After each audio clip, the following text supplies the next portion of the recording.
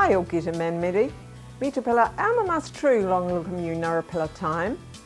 Today we're going to be with you and talking about things in our tutorial. I'm Jo, but you will remember me. And I'm Warwick. And in this tutorial, we hope to outline the process used when you work together with your clients. As community rehabilitation officers and inclusive education teachers, you have an important role to play in the lives of your clients. You are working with your client and their family to understand their needs and wants and to help them progress and reach their potential. You assist clients by helping to identify their vision for the future and their strengths, skills and needs. You then work with the family and teachers to develop learning steps so that your client is able to achieve their goals. If you're a community rehabilitation officer, you will use a case management plan or CMP to guide you. If you are an inclusive education teacher or officer, you will use an individual education plan or IEP to guide you. But whether using a CMP or an IEP, you will follow the same basic stages. The process is the same whatever the age of your client. In this tutorial, we'll outline the most important parts of the IEP and CMP cycle and give some practical examples of how you can put it into practice. The IEP or CMP cycle has 7 main stages or steps. Let's follow the cycle using the example of a child who has multiple disabilities.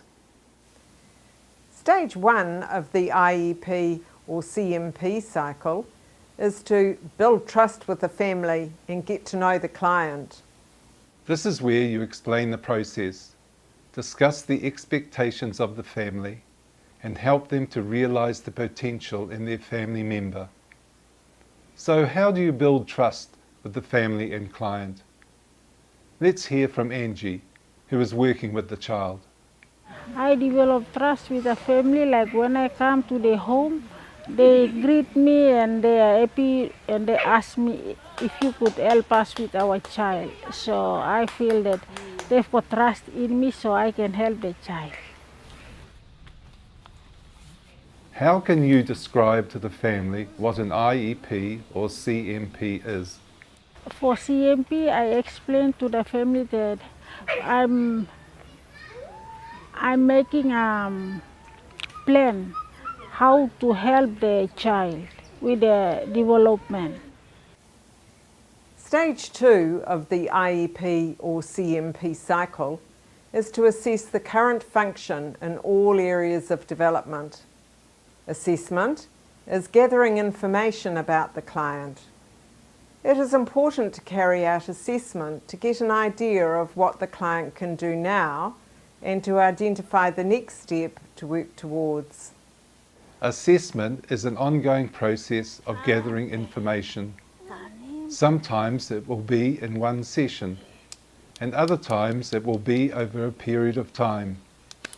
This can be in a variety of places where you may work with or observe the child, at home, at school, or in the wider community. So, what do you need to know, and what types of things are you assessing?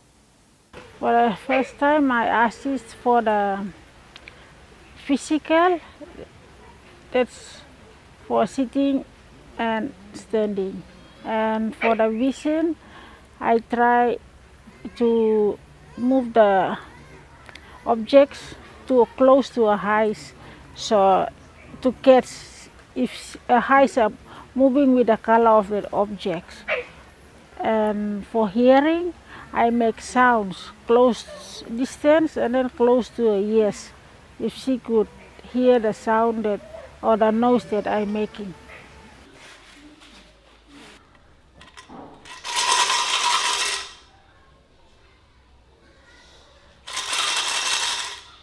Take a look at this assessment. Note the way that Angie assesses her vision, hearing and physical abilities. Get up, up, up, up, up, up, up, up. Oh, up. An assessment does not need to be serious. You can make it fun. You will need to prepare an assessment kit and things to play with that are appropriate for children at home or at school. These things will help you observe clearly where their skills and needs are in the areas of learning, vision, hearing, mobility, hand function, social interaction, and daily living skills. To get the full picture, you may need information from all the people who associate with the client. Community rehabilitation and inclusive education are linked. It is important for rehabilitation and education staff to work together. This approach leads to the greatest success for the client. The assessment can be done by, if I'm a fairly new officer to the resource center, I would invite the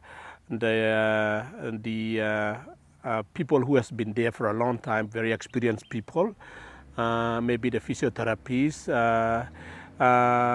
maybe ophthalmologists to do with vision checking, make sure that visions are okay, maybe the ENT doctors if there needs to be checked, or even the audiometry test needs to be done, or occupational therapists or physiotherapists, people who needs to be assisted with their own expertise that they have in order to have a very nice IEP or CMP.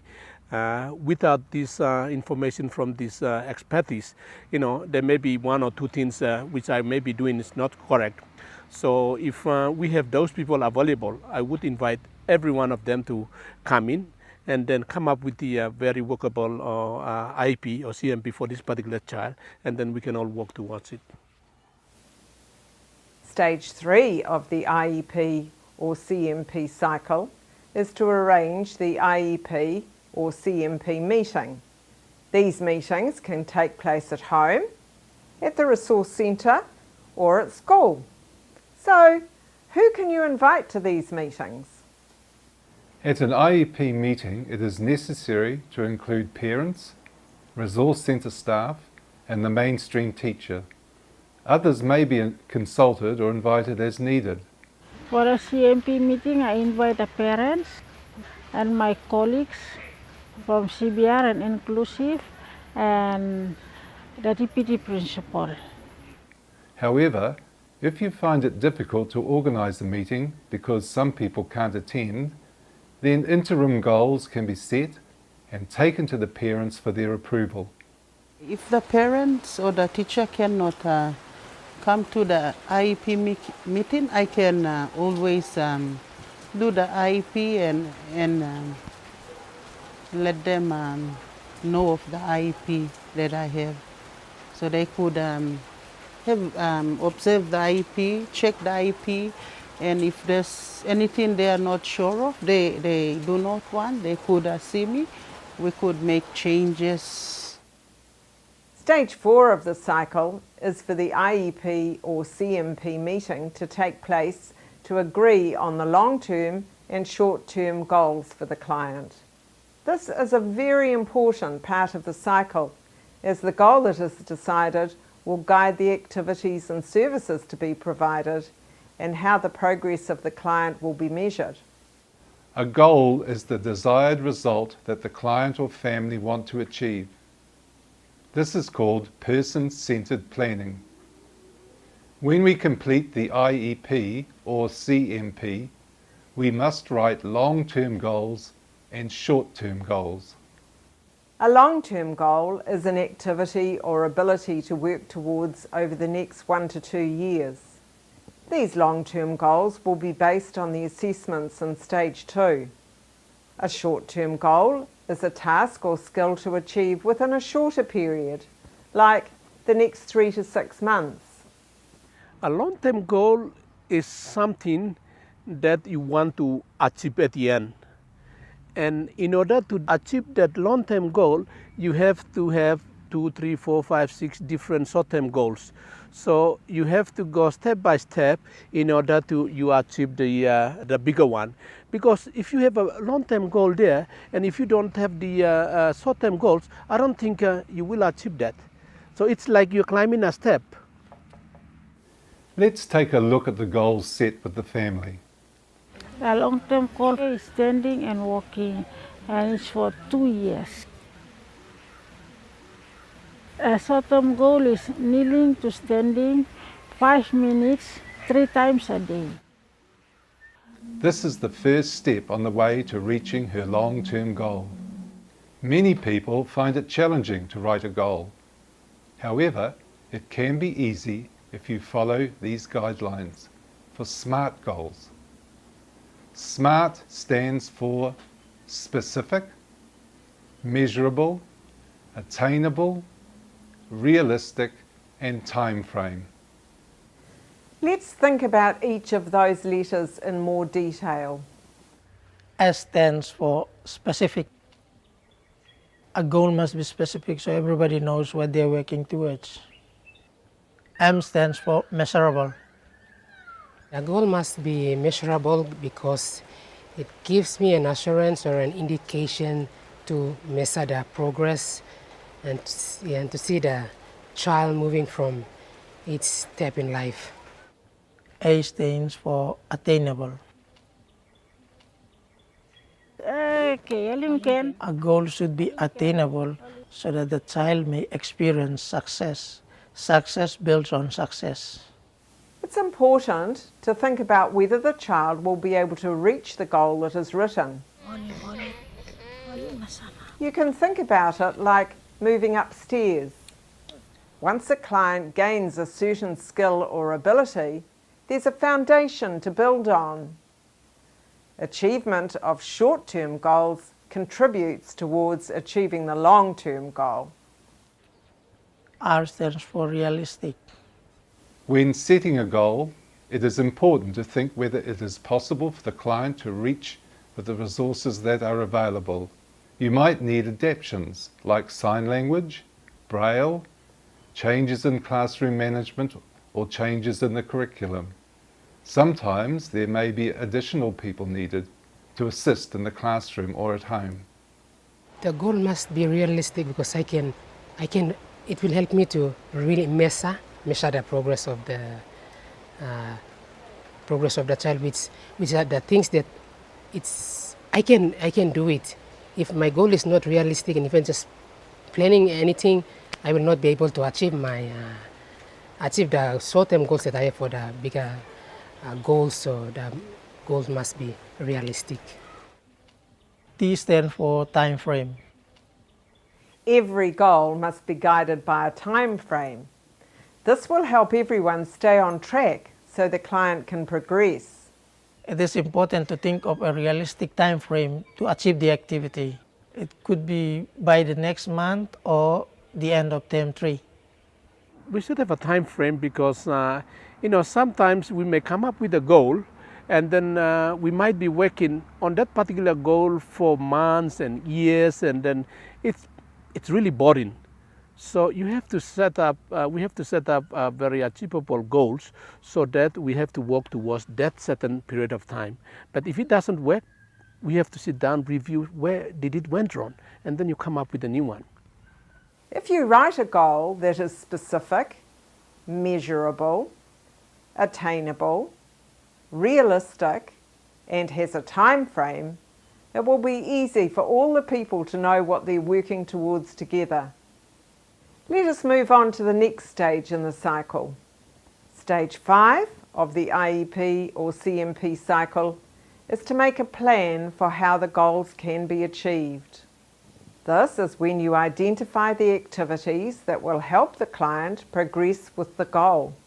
I cannot be there every day, so during my absence, the parents, carers and the teachers are to carry on from what I'm doing. So it's very important that I have to train the parents, the carers and the students. If the child is in primary or secondary school, the classroom teacher has to know of all these planned activities. During this step of the cycle, you will work with the family members or the teacher and show them how they perform the activities with the client. Angie is showing the family how they can practice kneel to stand. It is important that the activities chosen are highly motivating for the child, so they try their hardest to achieve the task each time. Angie encourages them to play with their daughter using noisemakers, which she loves. These could be toys which she can reach towards when coming up to stand. I encourage Cynthia by hug her and clapping hands together, like we sing together, so she claps, so she's happy and I feel happy too. Stage 6 of the IEP or CMP cycle is to monitor progress on the goals. Progress is monitored by visiting the client regularly and keeping progress records. For some, this could be visiting every week. For others, once a month may be enough. Visits can be reduced as family become more competent. I carry out assessment to see the progress of the child. Like before the child can't sit, she sit with support, but now she can sit without support. So it's a big change.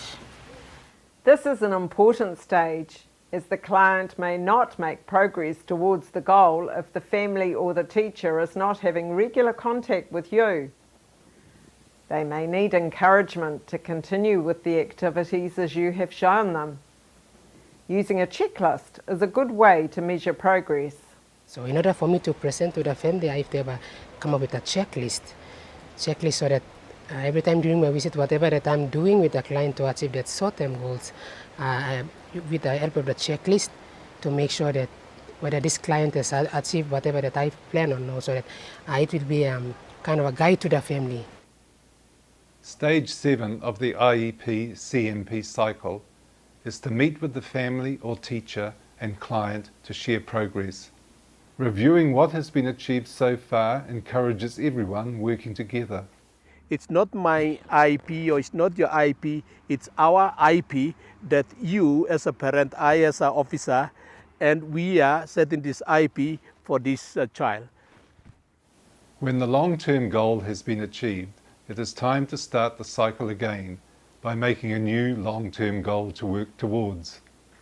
The cycle repeats itself until the client no longer needs input from community rehabilitation or inclusive education officers, and the case can then be closed. So, let's recap on what we've learned today about completing an assessment and writing goals. Stage 1 is to build trust with the family and get to know the client.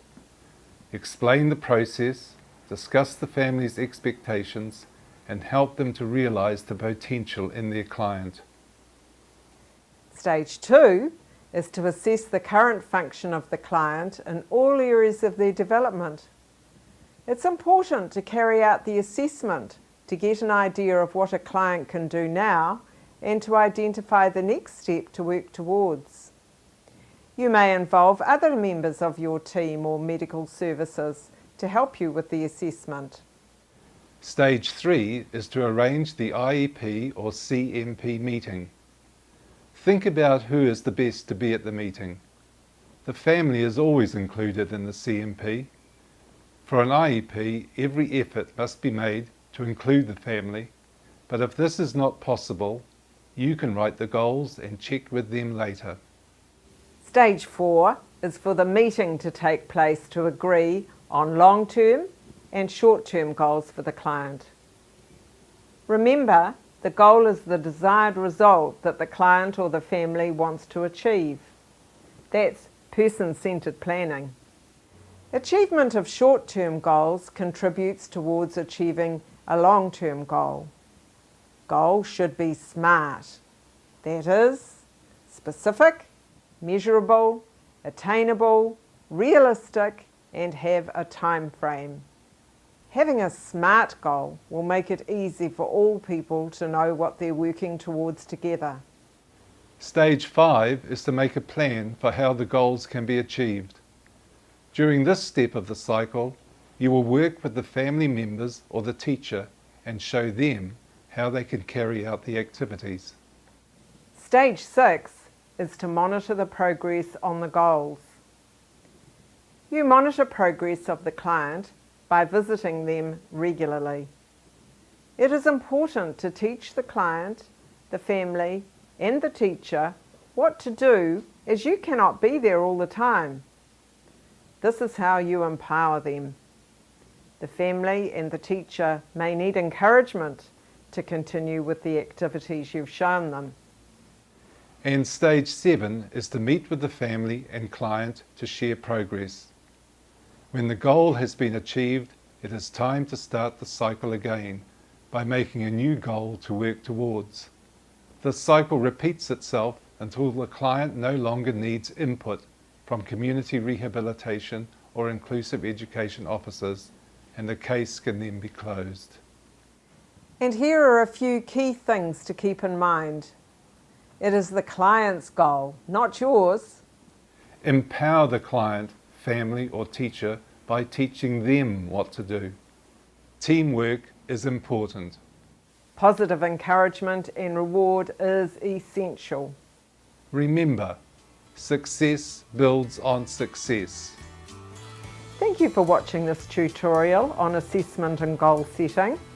We hope that it helps guide your thinking when you are working with these precious people with disabilities. You do a wonderful job. May you be blessed for all of your efforts. Me tupela amamas true long lookum you nara pila time. Thank you.